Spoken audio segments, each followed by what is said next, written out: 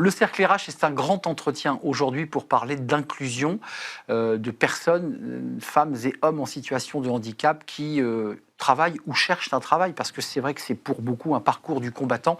Et on va faire aujourd'hui un focus, un éclairage sur une structure absolument incroyable, la MRH. Et on va vous en parler longuement par la voix de son directeur général. David Bourganel, ravi de vous accueillir. Merci de votre accueil. Directeur général de la NRH. Alors l'acronyme disparaît un peu, mais c'est l'Association nationale de réinsertion des personnes en situation de handicap, créée il y a 70 ans. Et vous êtes une structure reconnue d'utilité publique, il faut le préciser. La manière dont j'ai découvert la NRH, et c'est la raison pour laquelle vous êtes là aujourd'hui, c'est parce que j'ai été gentiment invité à déjeuner dans votre restaurant à Paris. Et j'ai reçu une claque. J'ai été accueilli d'abord bras ouverts par des jeunes garçons, jeunes filles en cuisine, en service, tous en situation de handicap. J'ai été accueilli, servi avec une qualité incroyable et j'ai trouvé qu'il y avait une énergie au sein de la NRH qui était incroyable. C'est quoi, je dirais, l'esprit de la NRH? C'est quoi l'esprit? Vous y êtes depuis 2018, vous avez eu une carrière avant dans le privé. Il s'y passe des choses absolument incroyables au sein de la NRH. L'esprit incroyable, c'est que, on reparlera de notre modèle économique et comment on le finance, mais la mission sociale est au cœur de tout, et l'humain est absolument central, et la confiance en l'humain. Et ce que vous avez évoqué sur le restaurant, c'est super. La NRH, on passe notre temps à inventer des métiers qu'on ne connaissait pas. C'était notre premier restaurant, on n'avait jamais été dans la restauration. On s'est lancé, c'est un grand succès, et nos collaborateurs en situation de handicap s'y expriment de manière incroyable. Vous l'avez vu, nulle part le handicap c'est vrai. Parfois, il est très invisible. Vous pouvez difficilement distinguer quelles sont les pathologies. Notre force, c'est aussi de mélanger les handicaps. C'est très important, puisque ça permet aux uns et aux autres d'avoir des apprentissages très différents. Puisque si on reste entre nous, entre guillemets, qu'on soit en situation de handicap ou pas, la capacité de se développer, d'apprendre, de découvrir est beaucoup plus faible. Oui. Et ça, c'est vraiment... La différence nous fait grandir. La différence nous fait grandir, c'est dur la différence. Ils sont pas toujours très sympas entre eux, parce qu'ils sont souvent assez enfermés sur leur propre pathologie, et donc comprendre celle de l'autre, comprendre pourquoi il réagit ou elle réagit de telle ou telle manière, ça c'est une richesse qui fait que vous l'avez ressenti dans le restaurant. On le ressent, véritablement. Je voulais démarrer bien l'émission avec la manière, l'énergie qui circule au sein de cette structure. Alors la structure, on va parler d'économie, cette émission parle d'emploi, c'est près de 2000 salariés embauchés au sein de votre structure en situation de handicap, c'est 9 régions, 25 établissements. C'est une gigantesque entreprise que vous pilotez, avec un conseil d'administration dont d'ailleurs j'ai vu que un nouveau président était arrivé en remplacement d'une personnalité qui était restée très très très longtemps. Sur le plan économique, comment ça marche et comment se fait le recrutement? Commençons par le début, parce que quand les personnes vont regarder cette émission, vous allez être peut-être excessivement sollicité. On sait la difficulté qu'ont les personnes en situation de handicap de trouver un emploi. Comment vous faites? Comment ça se passe? C'est vrai qu'il y a beaucoup de questions dans votre question, mais le message déjà, c'est faites-nous confiance, venez nous voir. On va monter ensemble des projets incroyables. Je pourrais vous en citer quelques-uns si vous voulez, qui fait que les entreprises avec lesquelles on a des formes de partenariat, y compris sous forme de sous-traitance, se font depuis des années. Ça a généré chez eux, on y reviendra tout à l'heure si vous le voulez, pour leur marque employeur, pour leurs collaborateurs, des changements absolument colossaux, parce que sur nos 2000 collaborateurs, on en a près de 500 qui travaillent dans les entreprises de nos clients. Ils ne sont pas forcément tous chez nous. Rapidement, la NRH, effectivement, nous sommes une ETI. Une ETI associative parce que notre gouvernance est faite de bénévoles. Donc je ne rémunère pas d'actionnaires.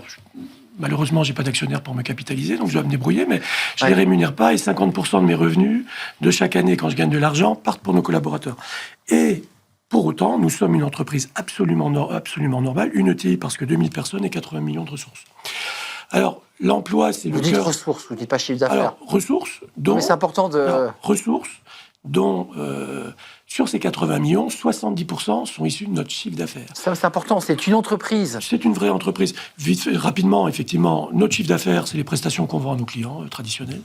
On fait plein de métiers. Quand vous êtes venu déjeuner, on paye le déjeuner. Toutes nos prestations sont bien entendu vendues à des prix de marché, parce qu'elles sont à des niveaux de qualité de prix de marché. Vous n'avez pas plus mal mangé qu'ailleurs.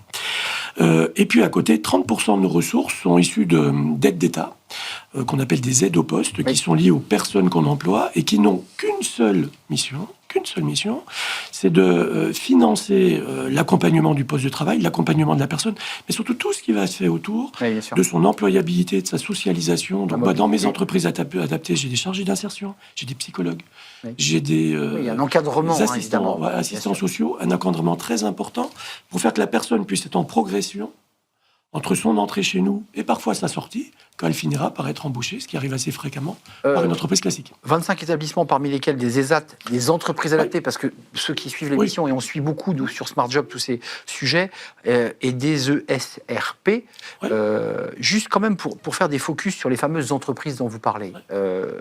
Il y a de la réparation de machines à café Nespresso. Intéressant. Il y a de la blanchisserie industrielle avec Air France. Je pourrais même dire, c'est nous qui avons inventé avec Nespresso et pour Nespresso le reconditionnement des machines. C'est-à-dire, on a commencé par de la réparation avec eux et Seb il y a 20 ans. Aujourd'hui, pour les raisons que vous comprenez, puis parce qu'on a parfois envie de réparer, de faire reconditionner sa vieille machine, comme on le fait avec son smartphone. Le recyclage. Eh bien, juste après le Covid, on a reconditionné, on est parti sur de nouvelles prestations. Donc, vous pourrez en citer d'autres effectivement, mais c'est des clients sur lesquels on a aujourd'hui des niveaux de prestations, voire d'innovation avec eux, qui sont assez exceptionnels. AXA, réparation de cycle, on voit la variété, le sourcing de vos collaborateurs, parce qu'ils sont considérés comme de véritables collaborateurs dans l'entreprise. Ils viennent à vous parce qu'ils sont allés sur le site ANRH. Vous êtes plugué ou connecté avec France Travail. Comment ça se passe ? Il y a un petit peu de tout ça. France Travail a un rôle d'intermédiation avec des acteurs comme les nôtres. On peut être directement plugué avec les collaborateurs, bien évidemment, puisqu'ils peuvent postuler chez nous lorsqu'ils ont une reconnaissance handicapée. Les Cap Emploi y participent. Enfin, tout ça est une organisation un petit peu complexe qui permet d'accéder au monde de l'entreprise adaptée.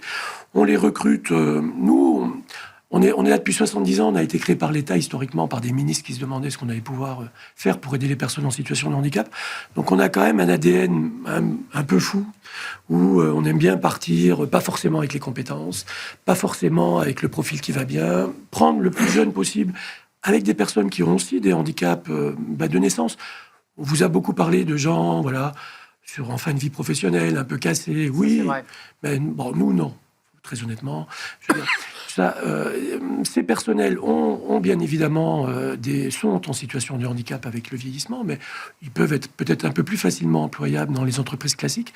Nous, on s'intéresse quand même aussi beaucoup, dès le début, avec celles et ceux qui sont un peu au bord de la route, parce que derrière le handicap psychique, physique, moteur, ce que vous voulez, il y a souvent un handicap social. Et l'accès au travail... Un isolement, une précarité, une socialisation absente, parce qu'il n'y avait pas de solution, on n'a pas été formé, on n'a pas pu aller à l'école, les parents ne savaient pas forcément quoi faire, il n'y avait pas de solution. Et chez nous, très souvent, on socialise, et sur notre, on s'est aperçu ce qui coûte... Donc c'est un emploi qui socialise, ça c'est important. C'est un emploi qui socialise, et c'est un emploi qui donne les codes de l'entreprise.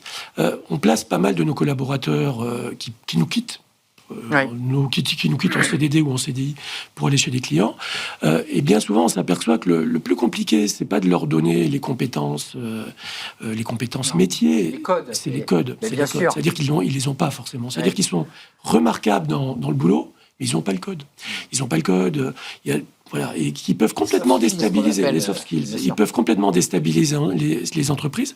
C'est pour ça qu'on a des chargés d'insertion qui accompagnent notamment jusque dans l'entreprise, y compris les équipes de l'entreprise, à la bonne posture par rapport au handicap au pluriel, parce que le handicap, ça veut rien dire.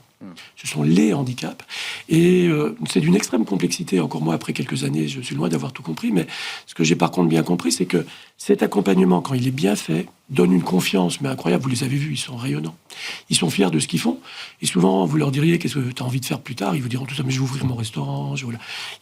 Ça redonne une énergie et ça fonctionne bien parce qu'on a placé pas mal de nos collaborateurs dans des belles enseignes de restauration et aujourd'hui, ça se passe remarquablement bien. Ça veut dire aussi que c'est pas une entreprise où on peut rester, évidemment, parce qu'on s'y sent bien, mais c'est une entreprise qui sert aussi de tremplin, parce qu'on a trouvé un emploi, parce qu'on a trouvé un logement, parce qu'on a trouvé une dignité. Exactement. Et qu'on va avoir enfin, peut-être pour la première fois de sa vie, un objectif. C'est ça l'objectif finalement de la NRH, c'est que ça permet aussi à ces jeunes garçons, parce que ceux que j'ai vus étaient plutôt jeunes, moins de 30 ans pour le moins, par rapport à moi, vous imaginez bien, et ces jeunes-là peuvent aussi voler de leurs propres ailes. Est-ce que c'est ça votre dessein aussi final? Tout à fait, alors les deux, vous l'avez raison, tout le monde ne peut pas, tout le monde ne veut pas. hein. Et donc, on va garder des collaborateurs. Nous aussi, on aura des collaborateurs de plus de 50 ans, parce que parfois, ils sont arrivés chez nous il y a 30 ans. Et ils vont faire toute leur carrière professionnelle chez nous. Pourquoi ? Parce qu'ils vont avoir effectivement un contrat, comme vous l'avez dit, un CDI, une paye, ils auront leur appartement, ils vont avoir une vie comme vous et moi, mais dans un cadre bienveillant, tout à fait particulier, dans lequel ils se sentent bien, puisque selon les pathologies, on peut être plus ou moins à l'aise avec les changements. Voilà. Dans des périodes comme actuellement, vous imaginez que voilà, ils peuvent être un petit peu angoisses peut-être supérieures. Ça peut générer des angoisses supérieures. Et puis à ceux qui ont juste besoin un petit peu de confiance, de découvrir un métier, de pouvoir repartir. Et là, effectivement, ils sont parfaitement à l'aise dans le monde de l'entreprise classique et ça sert à ça. C'est ce qu'on appelle les sorties positives. Et ça, c'est positif pour vous. Je voulais vous poser une question, David Bourganel, parce qu'on est dans un contexte financier extrêmement tendu. On voit qu'on rogne, on coupe, on rabote. Est-ce que vous vous sentez en difficulté ? Parce qu'on a entendu que vous étiez une entreprise, donc vous négociez évidemment vos prestations avec des entreprises privées, qui sont des très belles entreprises.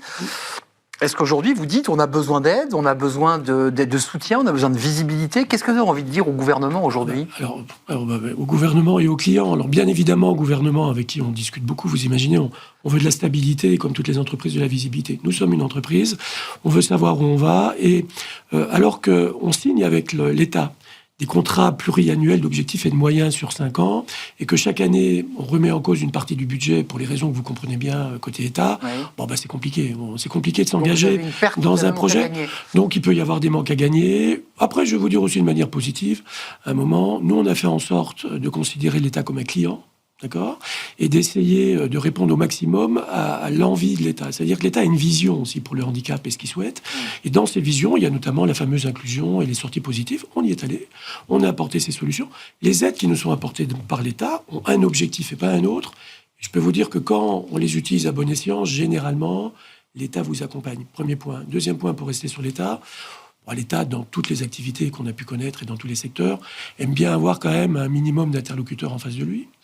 Et donc, il pousse aussi à ce que des structures comme les nôtres prennent un petit peu de poids.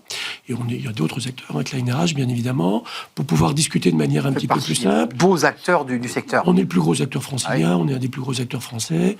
On est solide, y compris dans les périodes difficiles. Oui, ça va pas bien en ce moment. Pourquoi ? Pas parce que l'État... Pas parce que vous peinez à recruter, on est d'accord. Pas parce qu'on peine à recruter. C'est pas ça le sujet. Non, pas parce que l'État est parfois erratique dans beaucoup de choses. Mais nos clients, on est prestataires de services. Donc, comme vous le savez, comme n'importe quel autre prestataire de service, quand ça va un peu mal, quand on n'a pas de visibilité, quand on ne sait pas ce qui va se passer, crac, on commence par s'attaquer un petit peu aux prestataires, entre guillemets, et on en fait partie. Premier point. On travaille aussi avec beaucoup de multinationales qui sont extrêmement exposées aux environnements internationaux. Je vais vous prendre un exemple. On est en train de monter de magnifiques armoires électriques qui valent plusieurs milliers d'euros, qui doivent partir sur des plateformes pétrolières en Arabie Saoudite. Je ne vous cache pas que pour le moment, elles sont un peu bloquées. Oui. Et donc la production s'est arrêtée. Il vaut mieux les garder en France. Oui, mais j'aimerais bien produire. Et donc à un moment... Les casques sont pour la défense, j'ai vu pour Alors, la défense, c'est pas, je vous dirais pas ce que c'est, mais c'est des... Secret défense. Secret défense, mais effectivement, on travaille dans tous les secteurs. On travaille beaucoup avec l'aérien qui, en ce moment, quand même, se pose beaucoup de questions sur la manière il peut faire de la longue distance, s'il peut plus passer par la Russie et le Moyen-Orient. Donc, on est ça, directement... c'est votre boulot, ça ? Parce que vous les avez, les clients en face de vous, pour conclure. C'est ça aussi, une de vos missions. Alors, ce qui est génial, c'est qu'on est une forme de conglomérat, parce qu'on est sur plein d'activités, plein de métiers. Ça nous protège pendant le Covid. C'est pas mono-activité. Non, on n'est pas mono-activité. Vous m'auriez dit, juste avant le Covid, en quoi vous croyez le plus ? Je vous aurais dit les chantiers de l'Atlantique et Air France. Pendant le Covid, c'était pas les deux acteurs qui ont été le plus en... C'est clair, l'aviation s'arrêtait. Voilà. Et maintenant... Ce sont deux entreprises incroyables qui repartent parfaitement. Avant de nous quitter, David Bourganel, je veux postuler, si des proches à moi veulent postuler, comment je fais ? Alors, on peut postuler pour qu'on soit valide. Pourtant, chez nous, on ne fait pas de différence. On a 80% de personnes en situation de handicap. J'ai des directions en situation de handicap. Poste ouvert pour les valides. Poste ouvert pour tout le monde. Pour tout le monde. Et puis, on va sur notre site internet, on va voir son Cap Emploi, son France Travail. On peut venir faire des stages chez nous pour découvrir des métiers. On est aussi demandeur, parce qu'à un moment, vous allez voir, ça va repartir. Et quand tout repart et que nos clients repartent, c'est nous qui viennent voir en premier. Oui. Merci de nous avoir rendu visite. Le temps est chargé et vous avez beaucoup de négociations, on l'a entendu, avec vos clients, puisque c'est un peu votre sujet du moment. Merci David Bourganel, directeur général de l'ANRH, vieille association tellement prolifique et transversale, près de 2000 collaborateurs, je dis bien des collaborateurs, qui sont en situation de handicap et qui ont trouvé un sens à leur vie à travers la NRH. Merci de nous avoir rendu visite, c'est un vrai plaisir. Merci.